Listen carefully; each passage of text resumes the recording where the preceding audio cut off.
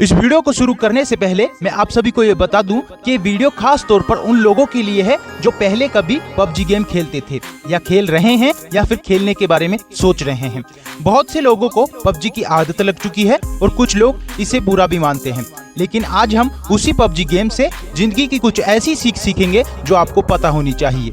जो लोग पबजी खेलते हैं उन्हें तो बहुत ही ज्यादा मजा आने वाला है, और जो लोग पबजी नहीं खेलते हैं वो लोग इस वीडियो को पूरा जरूर देखें, क्योंकि इस वीडियो से आपको बहुत कुछ सीखने को मिलेगा। और शायद जितना आज तुम्हें पबजी गेम सिखा जाएगी उतना तो शायद तुमने पूरी जिंदगी में नहीं सीखा होगा और ना ही किसी ने बताया होगा।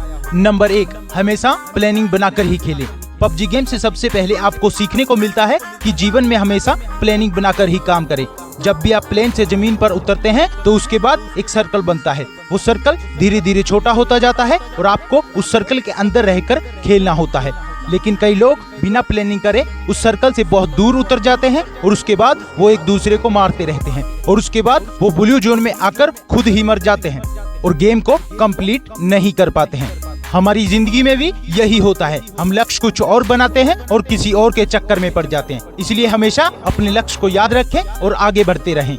नंबर 2, भेड़ चाल ना चले। दूसरी चीज हमें सीखने को मिलती है कि भेड़ चाल ना चले। जब भी हम प्लेन से नीचे उतरते हैं तो बहुत से लोग ऐसी जगह पर उतरते हैं जहां पहले से बहुत सारे लोग उतर रहे हैं। इसका मतलब कि हम भेड़ चाल चलते हैं और भीड़ का हिस्सा बन जाते हैं और फिर ज्यादा देर तक सरवाइव नहीं कर पाते हैं। हमारी असल जिंदगी में भी यही होता है कि हम सफल लोगों को देखते हैं कि वो क्या कर रहे हैं, उन्हीं के जैसा करने की और उन्हीं के जैसा बनने की पूरी कोशिश करते हैं और अपनी पसंद और नापसंद को कभी ध्यान में ही नहीं रखते। इसलिए याद रखें, भेड़ चाल का हिस्सा ना बने। नंबर 3, अपने साथ जरूरी सामान को ही रखें। अगली सीख हमें सीखने को मिलती है कि जीवन में हमेशा जरूरी सामान को ही साथ में रखें और फालतू का कचरा इकट्ठा ना करें। जब भी प्लेन से उतरते हैं तो कई लोग सिर्फ वो सामान इकट्ठा करने में लग जाते हैं जो चीज उन्हें सामने दिखती है। वो ये नहीं देखते कि कौन सी चीज जरूरी है और कौन सी चीज जरूरी नहीं है। कभी कभी तो लोग ऐसा भी करते हैं कि बंदूक कोई और उठा ली और गोली कोई और ही उठा ली जो उस बंदूक में लगने ही नहीं वाली। अब इसी बात को अपनी जिंदगी से कनेक्ट कीजिए। दिन भर आप बहुत सारी वीडियो देखते हैं और बहुत सारी चीजें सुनते हैं जो आपके लक्ष्य से बिल्कुल भी रिलेटेड नहीं करती हैं। तो यहाँ हमें सीखने को मिलती है कि फालतू का कचरा इकट्ठा ना करें और इससे अच्छा है कि जो चीज हमारे लक्ष्य से काम आए सिर्फ उसी चीज को हम अपने साथ में रखें। नंबर 4, हमेशा टीम वर्क करें। जब भी हम पबजी खेलते हैं या तो अकेले खेलते हैं या फिर अपनी टीम के साथ खेलते हैं। जब भी टीम के साथ खेलते हैं तो हमें ऐसी ऐसी गालियां सुनने को मिलती हैं जो हमें पहले कभी नहीं सुनी। अब इससे कुछ लोग तो टीम का साथ देते हैं लेकिन कुछ लोग टीम से दूर भागते रहते हैं और कुछ लोग तो ऐसे भी होते हैं जो अपनी टीम के बंदों को दूर से बैठकर मरता हुआ देखते हैं और उसे रिवाइव भी नहीं देते हैं। और ऐसी टीम ज्यादा देर तक नहीं टिक सकती जो यूनिटी के साथ नहीं खेलती। जैसे पबजी में यूनिटी बहुत ज्यादा इम्पोर्टेंस है, वैसे ही हमारे जीवन में टीम वर्क और यूनिटी का होना बहुत ही ज्यादा जरूरी है। नहीं तो कौन व्यक्ति आपको कब आके मार जाएगा आपको पता भी नहीं चलेगा। नंबर 5, कमजोर व्यक्ति को साथ लेकर चलें।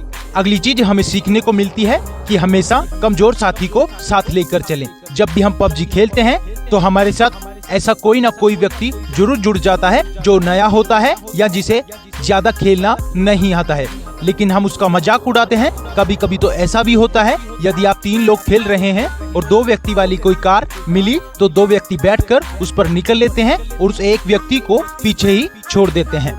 ना तो आपको पबजी में ऐसा करना चाहिए और ना ही जीवन में आपको ऐसा करना चाहिए। जो लोग कमजोर हैं उन्हें हमेशा साथ लेकर चलें। नंबर 6, आपके पास जो है उसे बेहतर परफॉर्म करें। अगली सीख बहुत ही ज्यादा इंपॉर्टेंस रखती है। ज्यादा साधन इकट्ठा करने के चक्कर में जो साधन आपके पास है उससे बेहतर परफॉर्म करने की कोशिश करें। पबजी खेलते टाइम आपने एक बात बहुत नोटिस की होगी कि कुछ लोग ऐसे होते हैं जो सिर्फ सामान को ढूंढते रहते हैं, उनका गेम पर ध्यान बिल्कुल भी नहीं होता है। खेलने के लिए उनके पास बंदूक होती है लेकिन वो पूरा टाइम 6 का और 8 का स्कोप को ढूंढते रहते हैं। उनके पास स्केरल गन होती है लेकिन वो पूरा टाइम कार 98 गन को ढूंढते रहते हैं।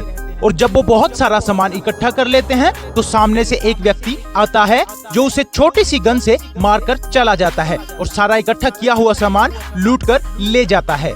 इसलिए इस सीख को हमेशा याद रखिए, आपके खेल में भी काम आएगी और आपके जीवन में भी काम आएगी कि ज्यादा साधन जुटाने के चक्कर में आपके पास जो है उसमें बेहतर परफॉर्म करने की कोशिश करें। नंबर 7, अगली सीख है कि हमेशा अपने आप को रिचार्ज करते रहें और हमेशा एनर्जेटिक बने रहें। आप सभी को बहुत अच्छी तरह से पता होगा कि पबजी गेम में हेल्थ और ड्रिंक का कितना ज्यादा इम्पोर्टेंस है। समय समय पर यदि आप अपने आप को ड्रिंक्स नहीं पिलाएंगे, बैंडेड नहीं लगाएंगे, तो आप बहुत ही जल्दी मर जाएंगे। ठीक इसी प्रकार हमारे जीवन में भी होता है। हमें सिर्फ काम ही नहीं करते रहना चाहिए, समय समय पर अपने आप को रिचार्ज भी करते रहना चाहिए।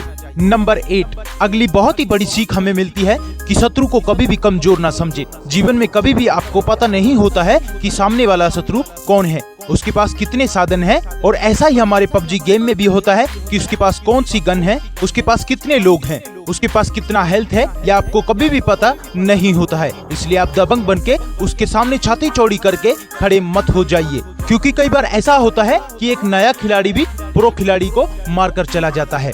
और कई बार हमारे जीवन में भी ऐसा ही होता है, हम अपने कॉम्पिटिटर को अपने से बहुत कमजोर मान लेते हैं, जो कि हमारे हार का बहुत बड़ा कारण बनती है। इसलिए आप कभी भी अपने शत्रु को कमजोर ना समझें।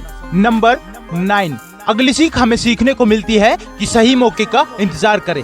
आप सभी ने बहुत अच्छे से सुना होगा कि मौके पर चौका लगाना। इसका मतलब होता है कि आप सभी को सही मौके का इंतजार करना है। कई लोग को आपने पबजी गेम में देखा होगा कि वो खुलेआम घूमते रहते हैं, लेकिन एक व्यक्ति दूर पर स्नाइपर लिए बैठा होता है और एक ही शूट में उस व्यक्ति को मार गिराता है। कई बार आपको लोग कहते होंगे कि चुप कर क्यों बैठे हो, सामने आकर खेलो, लेकिन कई बार चुप बैठने में ही सही मौके का इंतजार करना होता है। इसलिए आप हमेशा जीवन में सही मौके का इंतजार करें और उसके बाद ही एक्शन लें। नंबर 10, अपनी जिंदगी में पूरा आनंद लीजिए।